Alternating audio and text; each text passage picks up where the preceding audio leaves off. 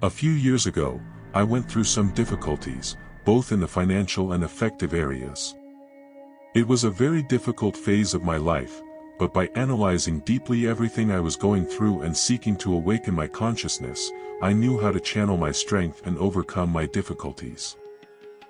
For this, I counted on the help of spiritual brothers, who were by my side, not as spiritual babysitters, but as friends willing to guide and support me, without the paternalistic intention of walking the path that only I should walk. Among these friendly spirits is one who presented himself as the Exu Senior Trancaruas. One night, already in the early hours of the morning, I woke up projected out of my physical body, in the hallway of my house, which connects the living room with the kitchen. Before I could think of doing anything, something caught my attention at the end of the hallway. It was a monstrous form, similar to that green ghost from the movie Ghostbusters. It flew towards me and went through me. I looked back and saw another monster, similar to the first one, which also flew towards me and went through me. I thought to myself, my God, they are obsessive spirits. I am being harassed. Immediately, I started praying the Our Father, but I couldn't finish it. Those monsters didn't stop flying, passing through my peri-spirit, making faces and trying to scare me. And they were succeeding. I started praying again, but I still couldn't finish the prayer. So, there's no other way. I thought. I need to ask for help from some guardian. Mentally, I started one of the sung prayers of Exu Senior Trancaruas. As soon as I started chanting his evocation point, a medium-sized spirit, wearing a black shirt, a red scarf on his head, and holding a kind of staff in one hand, passed through the door that leads from the terrace to the living room. He came in, and before he could say anything to me, I immediately asked for help. I told him I was being harassed by monstrous obsessive spirits. He then responded to me with great serenity and confidence. They are not obsessive spirits. They are thought forms. They are creations emanated from your mind. All your fears and insecurities are generating these forms that are scaring you. What can I do to get rid of them? I asked anxiously.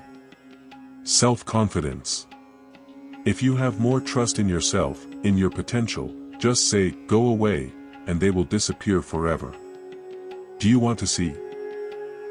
At that moment, he raised his staff and hit the ground hard, but without violence, and immediately those thought forms disappeared. I felt a force pulling me back to my physical body.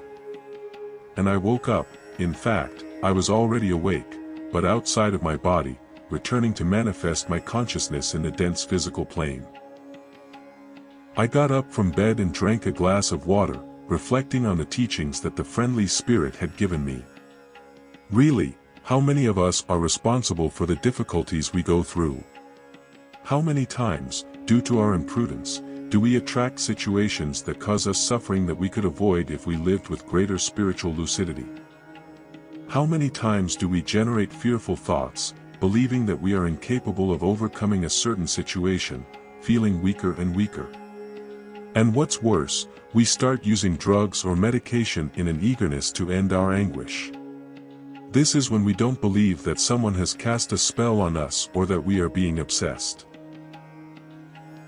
Most of the time, we ourselves are the culprits.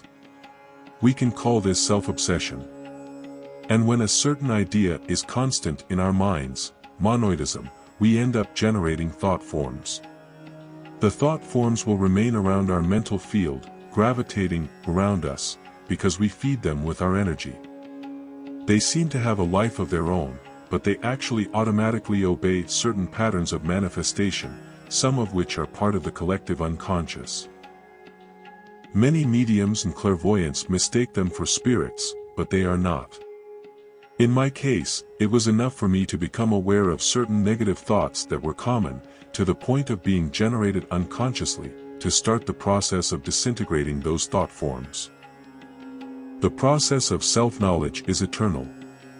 Let's always work on it so that we can free ourselves from the chain of suffering in which we live, the samsara, as Eastern wisdom says. Know thyself. This is the liberating lesson,